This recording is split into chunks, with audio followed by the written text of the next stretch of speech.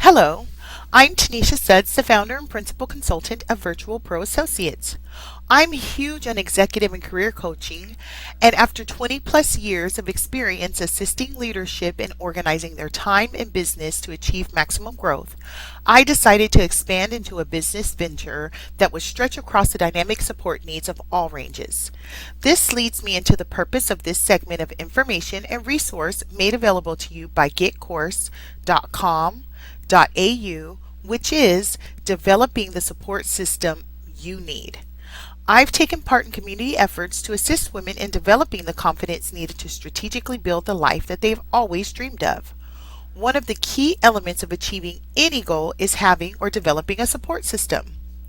Some people are born or somehow grafted into a support system that meets their needs. The rest of us, well, we'll just have to build one for ourselves in order to get where we want to be in life while providing the necessities for our growing families. Your support should be considered an integral part of your efforts. So let's look at support from a realistic standpoint. Ideally, you want your support to provide you with the following. A. Good advice that is based on either personal experience or sound training received on a specific area of study. In some cases, the advice will need to be based on personal experience. For instance, you can't teach or support someone in knowing how to read if you do not possess reading skills yourself. In other cases, advice can be based on subject matter training or education such as that acquired by a mental or physical health professional. A physician does not need to recover from an ailment in order to explain how and design a recovery plan to a patient. Your support system should provide you with the resources that are either directly handed down by individuals or gained through third-party means. This is based on the willingness of those in your support system to respond to your needs and, when appropriate, to act on your behalf. C. Your support should allocate time to you to forward your aims. This is determined by ability, which is why in our current society, good support is often difficult to discover if you're one who has to develop a support system rather than being afforded one through childhood and as you progress in life. In these suggested steps, we'll get into who these people are that you may not have thought of. However, they are ready, willing, and able to assist you. Now, let's dig into the various steps that you can and may have had to take to develop a support system for yourself. In order for a support system to meet your needs, you must identify those yourself. A trusted friend, family member, or professional can assist you with this process. Oftentimes, guidance counselors are the best ones to help sort this out. And even then, it's always wise to run the conversation had with your guidance counselor by someone who knows you well. The person who knows you well may not be one who can fully support your efforts, but believe you me, they will provide you with a realistic and objective view of the list of support needs you and the guidance professional came up with. Make sure to keep each of your requests as simplified as possible. I find that the best method of consistently having help available to you is to avoid overwhelming individuals with your support needs whenever possible. For instance, if you've experienced income loss, then your major concerns and need for support will center around housing, food, warmth, clothing, and finding another job or finding another means of acquiring income. When I've alerted my support system that I was experiencing a transition that would probably need their involvement, I've been asked what it is that I needed. At the time, I wasn't quite sure as I was still piecing together the resources available to me and creating a mental checklist of the gaps in my own resources. I've told those individuals that I wasn't sure, but that I would let them know by a specific time frame. I've never failed to receive support of some kind when I've been as specific as providing a friend with a list of groceries that are normally consumed in my household, or by identifying 5 people to ask for a limited amount of financial assistance to pay a VITA bill, or by letting someone who was looking for housing themselves know that I needed housing as well, and at the same time gave them my preferred dwelling size and budget. Another example is that when looking for employment, I've let my support system know that I needed them to be on standby to receive reference calls. I've even gone as far as to ask a favorite aunt to pay for one single book when I was enrolled in school and couldn't afford all of my adult education supplies. So, it's providing those who are willing to stand with you with a brief list that is almost guaranteed to make sure you get the necessary assistance. If those in your support circle cannot assist with your direct needs, don't be afraid to ask if they know of available help elsewhere. Your request should be timely. I'm a very good support system to those that I know and love, but the requests pitched to me that are least likely to be fulfilled are the ones where said time, money, or other resources are needed yesterday or in less than a week or two, when I haven't had the ability to build time in my schedule or allocate it in my budget to assist with the need. Very few people have large sums of extra cash available or the bandwidth to drop whatever we are managing in our own lives to assist even when our dearest loved ones at the very last minute, unless it is a critical life-threatening emergency. Very few of us have large sums of extra cash available or the bandwidth to drop whatever we are managing in our own lives to assist even our dearest loved ones at the very last minute, unless it's a critical life-threatening emergency. Manage your crisis by addressing your needs immediately. When you address your potential crisis and circumstances immediately, you have a better vision of the time frame you need to resolve an issue and a pretty accurate summation of how much money, time, or preparation is needed to achieve your aim. Don't forget to take baby steps. If you want to do something big, make sure to develop at least a mental idea of how many steps it will take to get there, and then mentally assign tasks to your support system. It is always best to record these components on paper or in an electronic device for easy retrieval.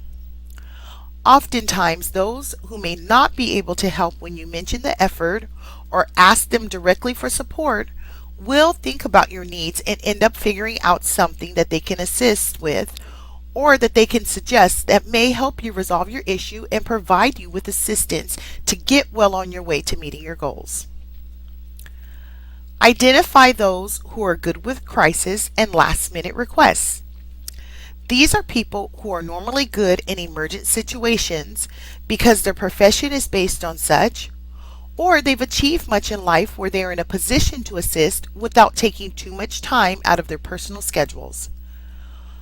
While raising 3 kids and having a few pets, as you can imagine, there were often times when I needed assistance with health-related emergencies for either myself, my children, or a treasured pet. I made sure that the emergency was indeed in need of help beyond myself, and that I gave the person or the people an exact time frame of what needed to be done. For instance, I had an emergent digestive life-saving surgery that came out of nowhere. It had no known cause, and since I'd never dealt with that issue before, I was unaware just how grave the situation was. After arriving at the hospital and finding out the surgery was required within a 10-hour time frame, I called those who were in the local area to let them know and arranged for anyone who could to take a shift in watching over me during recovery or provide support to my household, and I let those who I knew had the ability know that due to loss of hours on the job, I would probably need assistance with resources until I got back on my feet. I was told that the recovery time, that in that time frame I could not do anything but heal, and that would be a period of 4 to 6 weeks.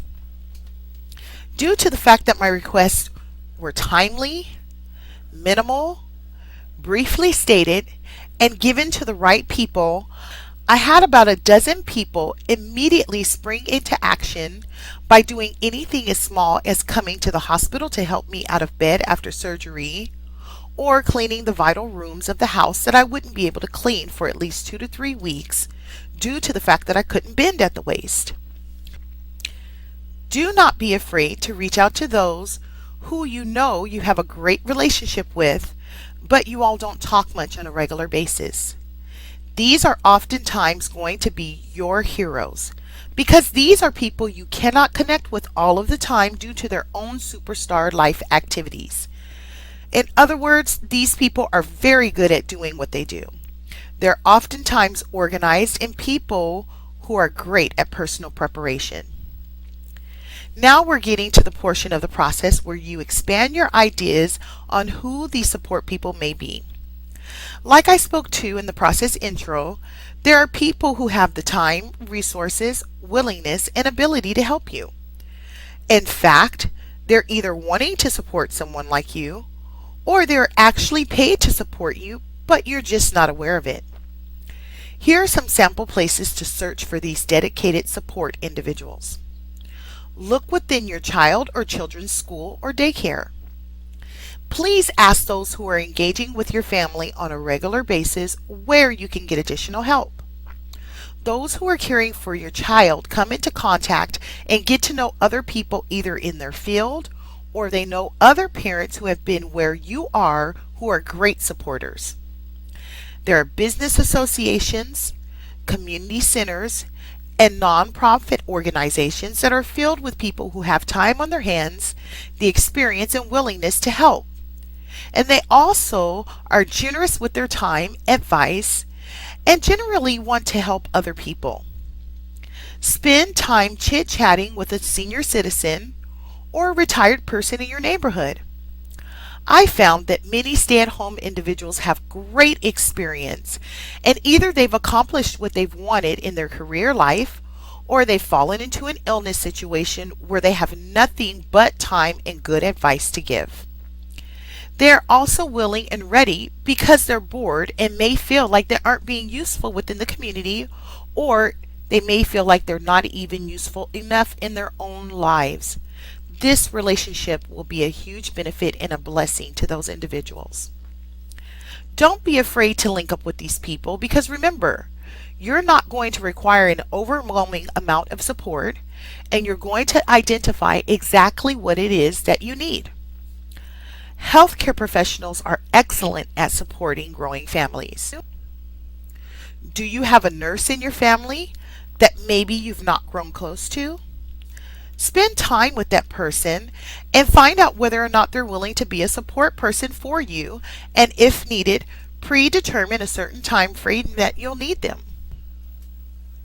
For instance, if you're in a transition period and need some assistance in the evenings 1 day a week, ask them if they're willing to support you every other week for a couple of hours for a predetermined time frame of, let's say, 3 months. You'll be surprised to know how many people will work with you knowing that you're not going to need their direct support forever. Remember to thank people in your support circle. I'm big on remembering birthdays, even if I don't purchase gifts. I also contact those in my support system out of the blue to let them know that they're thought of. I talk about those in my support system all of the time in conversations with other business professionals, family members, friends, and even when chit-chatting with perfect strangers. It keeps the relationship with these individuals fresh on my mind and the gratefulness that I feel towards them immediately accessible. Appreciation is one way to maintain a great relationship with your support system. Finally, but not least, make sure to do what it is you set out to do when receiving the needed help. If someone is helping around the house or with your dependents so that you can rest, make sure to rest. If you're asking for financial support for a specific need, make sure you allocate the funds given for that need. If something else comes up, ask the person who provided the funds if they wouldn't mind you allocating that money to the more immediate need. I've done this, and I find that people appreciate you asking, and they appreciate being made aware that you had to put the funds elsewhere rather than finding out later in subsequent conversations. Remember that when you involve other people into your life, your business is no longer your own, and you have people who you are accountable to. We all want to be as independent as possible, but the truth is, no man is an island. Everyone has support from the mogul-minded CEO to the stay-at-home mom. And this is not to assign any level of value to the importance of one role over the other, but I'm telling you this to point out the need for support across the human dichotomy. Please remember, you are worth it. You are destined to be great. So get moving in either improving your support system relationships or developing the support system you need to achieve your goals and do what it is that you know you were purposed to do. If you have any comments, recommendations, or questions, please send your transmission through the Virtual Pro Associates website at www.virtualproassociates.com. That's www.virtualproassociates.com, or send an email directly to virtualproassociates@gmail.com. If you're ready to speak with a Get Course consultant, please call 1300-779080 or enroll online at www.getcourse.com.au.